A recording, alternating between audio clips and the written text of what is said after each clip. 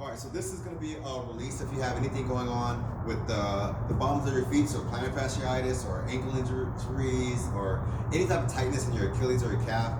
A really good one is to get 2 lacrosse balls, and then I have these sticks that I'm actually going to use to hold myself up, but I'm going to put the lacrosse ball right in the middle of my foot, and I'm using the stick to kind of lessen the pressure that's on there, but I'm letting the lacrosse ball kind of just dig into that tissue of the bottom of the feet, and I'm actually working my way forward, bringing the ball to the backs of my feet.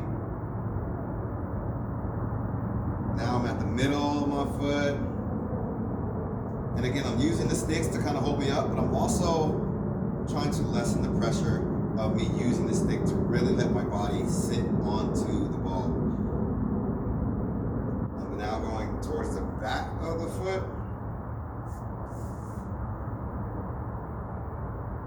You can also get into a little bit of a hamstring stretch here. This part of the foot connects all the way up the back of the legs, up to the spine, even up to the top of the head. So this release from the bottom of the feet can really release a lot that's going on in your upper body, through your glutes, through your back, and obviously the backs of your legs and your feet. So now working it all the way to my heels, little bit more pain here. So I'm really using the sticks to lessen that pain, but I want that pain. I want to be able to feel and understand that that's where there needs to be some changes and some hydration, and ultimately a release of that tension that's in there. Now, ideally you would stay here for like a minute to 3 minutes. It's really up to you, and I'm working my way back to the front now. So now I'm in the middle of my foot and back to the front, and I'm actually looking for the areas that are painful and letting my body kind of relax and breathe through that sensation. Now, another one we could do for that same area is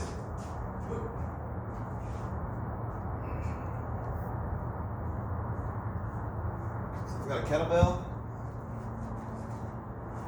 and I'm actually going to start right where my calf starts to go into the lower portion of my leg, the soleus area, and I'm going to press into that.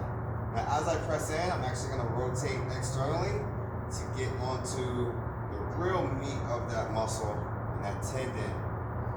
And sometimes I like to angle the kettlebell here and then push into the kettlebell to get a little bit more pressure.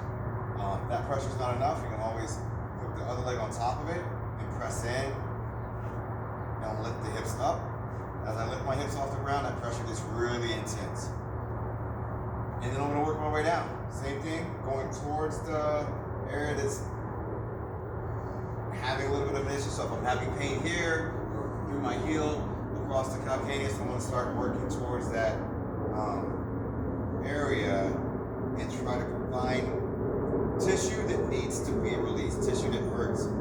Adding more pressure, really getting in there and making this bad boy start to have some more hydration. So those are 2 really quick ones. The last one I would show is being here.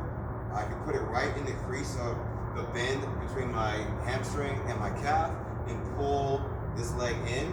So I'm driving the ball right into the top of my calf right there. It's also getting a little bit of release of my hamstring. And then holding that for about a minute to 2 minutes at the same time.